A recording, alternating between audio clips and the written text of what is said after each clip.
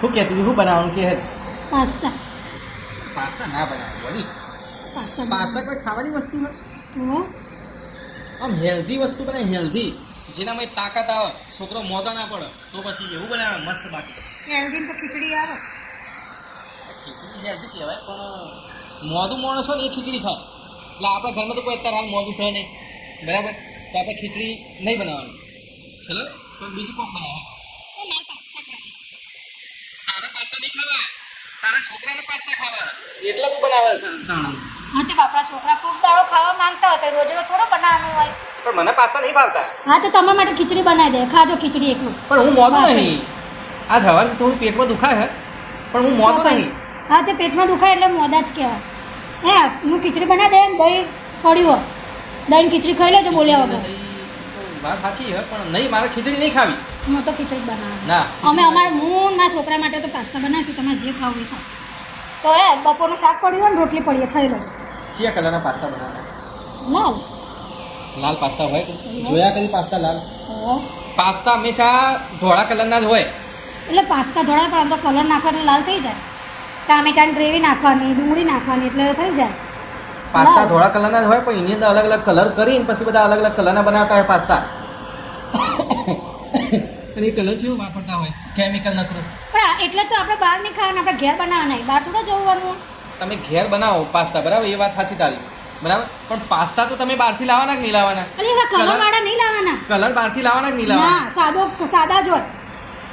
સાદા મળો ને એવા જ લાવવાના કલર વાળા ના લેવાય કલર વાળા ખવાતા હોય સાદા પણ સાદા બહારથી તો લાવવાના ને હવે પાસ્તા એ કે હવે ઘરે બનાવ એના માટે હું વાત કરો છો જેવી જગ્યાએ બન્યા હોય જેવો લોટ વાપર્યો હોય જેવી ક્વોલિટી હોય એ બધું નહીં જોવાનું એ બધું જે છોડો ને હવે આપણે જો જોયાનું ઝેરો બધું હા ભાઈને ઓટીપી જશે મારે ફોન કરવો પડશે લાય મારું ફોન ચાલી જાય હા મગનભાઈ હા ઓટીપી આવ્યો એવું છે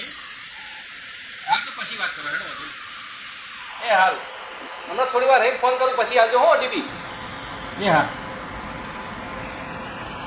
આવી રીતના તમે જ્યારે તેને ઓટીપી માંગો તે કોઈક તમને ફ્રોડ સમજશે આપણને આવી ફ્રોડ રીતના ઓટીપી ના મંગાય આ માણસ આપણને ઓળખતા હોય એટલે પણ આવી રીતના ઓટીપી ના મંગાય યાર એને જોવાનું હોય આપણે તો ઓટીપી લઈ જ લઈએ હા આપણે કોમ કરવાનું અને આ બધાય ફરવા જાય આપણે ચાલો જવું હોય ફરવા યાર આવી ગરમી છે ફરવા જવાતું છે જોડી હવે કેટલા રૂપિયા બચાવશો યાર રૂપિયા 12 મહિને એક વાર લઈ જવાની હોય એમાંય તમે ના પાડો રૂપિયા બચાવીશું ને તો આપણે ફરવા જઈશું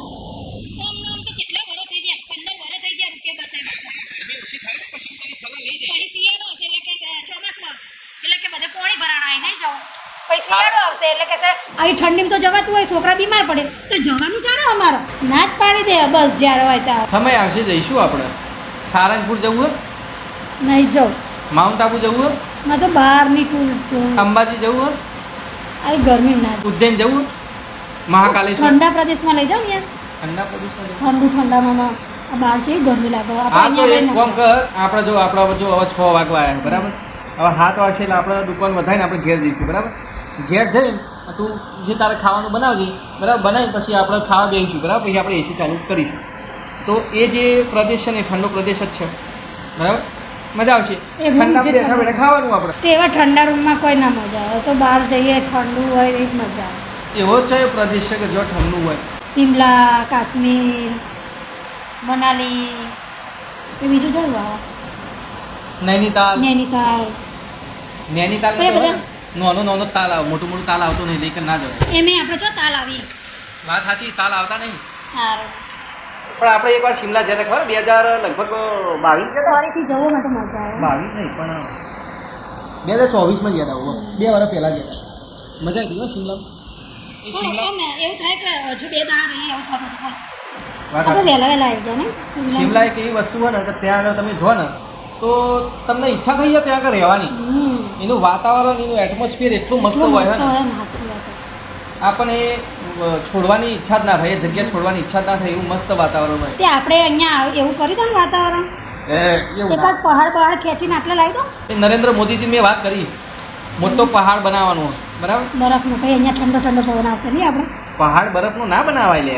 ખેંચીને લાવવાનો અહીંયાથી શિમલા મનાલીથી એકાદ ખેંચીને લેતા હોય અહીંયા આગળ આ બાજુ મેલી દેવાનો એ તો પડ્યો રે હું આપણને નડવાનો હા, એ વાતે સાચી વાત છે. તારે. ખરી હેડો વાતચીત કરીએ ને આપણે. વાત. કઈ બાજુ પર્વત બનાવો કે કોઈ ખારું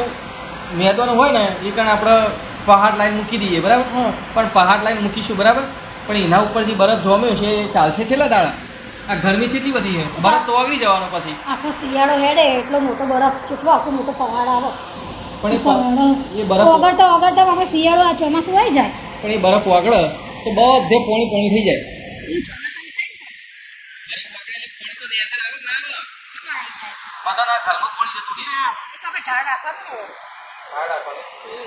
એ પાણી બધું હોય ને નદીમાં તળાવમાં એવી રીતના જતું રહે આ પેલું આપણે પેલી કોહ હે ને કોહ હા એમાં પાણી બધું જવા દઈશું નહીં હા. હા એ વાત સાચી તો સેટિંગ થઈ જાય પ્રોજેક્ટ સારો ભાઈ શિમલા વાળા બધા અહીંયા આવે આપણે તો મોદી સાહેબ કહેશે કે આ બે મૂર્ખા છે એવા ઈ જોજે આપણી વાતો મોદી નહીં ના ના એટલે આપણે એમને યાર મદદ કરીએ હવે જો આપણા અહીંયા ગુજરાતની જે પ્રજા ખરી એ ગરમીમાં કેટલી શેકાય બિચારી કેટલી ગરમી લાગે બાબા. જેટલી શેકાય તું વિચાર કર અરે મોણા ઘરની બહાર નહીં નીકળી તો હું વાત કરે સાચી જ વાત છે ને યાર. ના ના ગરમી એટલી કોક હે કરવું જોઈએ મોદી સાહેબ તો બપોરે લગભગ 12 થી 4 વાગ્યા સુધી તો કોઈ નીકળ જ નહીં બધા ઘરમાં 5 વાગ્યા સુધી જ ગમતું જ નહીં બહાર નીકળવું એ તો સારું કે જેના ઘર છે જેના આવી રીતના ધાબાવાળા ઘર છે એ તો 12 થી 4 નીકળે નહીં અચ્છા. બરાબર એ તો ઠંડામાં રહે ઘરમાં પણ બિચારા મજૂરી આવું કરે બિચારા સાચી વાત હે જેમને ઝોપડપટ્ટી હ મજૂરિયાઓ હોય એ બિચારા શું કરે એમને તો કામ કરવું જ પડે ખરા બપોરે કામ કરવું પડે આ ધમ ધકતા બપોરે કામ કરવું પડે બોલો હવે તડકામાં આપણે કોમ કરો અને ઘેરે કોઈ આપણા જેવું એસી થોડું હોય ના જ હોય ને આપણે બહાર બેહન પતરાળા વાળું ઘર હોય પેલા પતરા વાળું હોય અમુક ને તો પતરાળા બાંધેલા તાડપત્રી બાંધેલા ઘર હોય બિચારા હોય અમારે ના એટલે વાત સાચી આ પ્રોજેક્ટ ઉપર કામ કરવું પડશે કોક લાવવું ડુંગર જોઈએ આવી જાય તો હારામાં હારું થઈ જાય સાચી વાત. આપણે ખેંચી લાવવાના શિમલામાંથી. આ પેટમાં કોઈ ખાલી ખાલી થઈ ગયો એવું લાગે નાસ્તો કરવો પડશે સપાય નાસ્તો એટલે મને યાદ આવ્યું હવે તું નથી લાવી ચણા પેલી વખત મારા માટે નાસ્તા આ રહ્યા ચણા જો હા તે ખાઓ એ ચણા ખાધું જો આ ચણા હે ને એ હેલ્ધી હોય હા હા તે મજા ખાઈ લો ચણા ખાઈ લેજો અને પાણી પી લેજો એટલે તમારું પેટ ભરાઈ ગયું તો ખાલી નાસ્તો કહેવાય ને તારે ખાટ ખા હા ચાખવા દે ચાલો.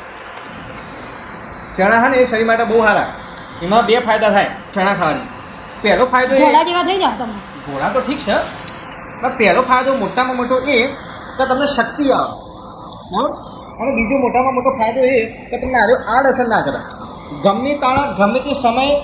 તમે આ ચણા ખાઈ લેવું સવાર બપોર હોજ રાત ગમે ત્યારે એનું કોઈ કામ નહીં લાવો પણ માની લો કે છાશ છે છાશ એ છાશ સવારે ના પીવાય છાશ બપોરે પીવાય પછી છાશ હોજે ના પીવાય રાતે ના પીવાય ખ્યાલ આ બધી વસ્તુ હે એના જેવું આ ચણા ને આ જો બટાકા તે જો બટાકો તો તે જોયેલો હશે ઓળખાણ તું બટાકાને બટાકો એ તો અમારું કામ હોય બટેકાનું બટાકો એક એવું શાકભાજી છે ને કે જે દરેક શાકભાજીની અંદર ભળી જાય છે ખ્યાલ દરેક શાકભાજીની અંદર ભળી જાય ભીંડા હોય પછી બધા મારી જેમ બધા ભળી જાય રીંગણ હોય બટેકા જેવું આપણે બધા ભળી જઈએ બધામાં ભળી જાય હા અને તમે આપણે બધામાં ભળી જઈએ કોઈ બી માણસ હોય આપણે એમના જોડે ફ્રી માઇન્ડથી આપણે એમના જોડે વાતચીત કરીએ આપણે બટાકા જેવા જ છીએ ચણા હારા હો સારું હેડ તને હવે જો વાતચીત કરતાં કરતાં તો જો પૂણા હાથ થઈ ગયા હાય હાય મારે તો રસોઈ બનાવવા જવાનું હું જઉં તાર હવે ઘેર રસોઈ બનાવવાની બસ તો હવે જઈને હા, તો ઘેર એક કામ કર, બનાવું તું પાસ્તા બનાવવાનું કહેતી હતી ને હા તો પાસ્તા બનાવે પણ મારા માટે કોક અલગ બનાવજે બરાબર એક કામ કર સાદી ખીચડી બનાવી દે અને પેલું દહીં પડ્યું ને દહીં ને સાદી ખીચડી ખાઈ કારણ કે મને આ બાજુ હોય ને પેટમાં કોક ચૂક આવે ને એવું મને લાગે છે. એટલે બની શકે કે કદાચ 2-3 દાડામાં ઝાડા થઈ જાય બરાબર તો તું તો ખીચડી ભોન રાખતા હોય તો તાર ખાવામાં ખાતા ભોન રાખતા નહીં પછી કેમ નોન થાય ને તેમ થાય ને. તું પાસ્તા બનાવે થોડા ચાખી અને ખીચડી દહીં ખાઈ લે એવું બરાબર ડબલ નહીં બનાવે ગમે તે એક જ બનાવે તો આવી ગરમીમાં મારે પાસે ડબલ બનાવવાનું બધું થોડા પાસ્તા સોરી થોડી ખીચડી બનાવજે ને મારા માટે ના હું તો પાસ્તા જ બનાવવાની ખાવું હોય તો ખાતો ને કે બપોરનું પડ્યું ખાઈ લે બપોરનું પડ્યું બપોરનું પડ્યું આમ ચોળી બટેકાનું શાક પડ્યું અને રોટલી પડ્યું હા જો હું નહોતું કહેતો ચોળીની અંદર બટાકા ભળી જાય હા હાર હેડો ખાઈ લઈશું હેડો પાછળ પૂછડ ગમે તે ખાઈ લઈશું હેડો ના ચણા હારા જ છે આમ તો ખવાય હા તે એ થોડા ખાઈ લેજો રાત્રે ઊંઘતી વખતે દૂધ પી લેજો પતી ગયું તમારે ખાવાનું મેડમ તો દોસ્તો આ અમારો વ્લોગ જો તમને પસંદ આવ્યો હોય તો લાઈક Like કરજો કરજો, શેર share કરજો કરજો અને અને કોમેન્ટ comment જરૂરથી કરજો હા તો ફરીથી મળીશું એક એક નવા નવા જ જ વ્લોગમાં vlogમાં. ત્યાં સુધી જય અંબે જય માતાજી